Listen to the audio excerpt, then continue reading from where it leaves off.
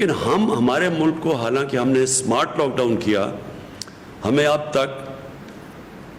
800 ارب روپے کا ہمارا جو ٹیکس ہے اس کے اندر کمی آئی ہے، کیونکہ بزنسز بند ہو گئی، ہمارا ٹیکس نیچے چلا گیا۔ جب 800 ارب روپیہ اس ملک کے ٹیکس کے اندر کمی آئے، جو پہلے ہی ملک بڑی مشکلوں سے ایک مقروض ملک نکل رہا تھا ایک مشکل وقت سے، اور مشکل وقت کیا تھا کہ جب ہماری حکومت آئی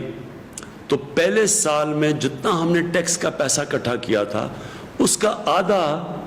قرضوں کی قسطیں ادا کرنے میں چلا گیا، جو قرضے پچھلی حکومتوں نے لی تھی۔ تو ملک کو چلانا پڑا آدھے صرف ٹیکس کے پیسے سے، تو پہلے ہی ہمارا ٹیکس اتنا زیادہ نہیں تھا، تو اس کا آدھا صرف ٹیکس کا پیسہ ملک چلانے پہ گیا، کیونکہ آدھا چلا گیا قرضوں کی قسطوں پہ۔ اب تک ہم 5000 ارب روپیہ اب تک ہم دے چکے ہیں پچھلے حکومتوں کی قرضے لیے ہوئے ان کے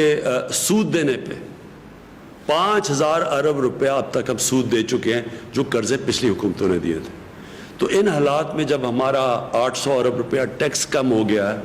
اس کا مطلب ملک کو آگے ایک بہت بڑا چیلنج ہے۔ ابھی ہم بجٹ بنا رہے ہیں،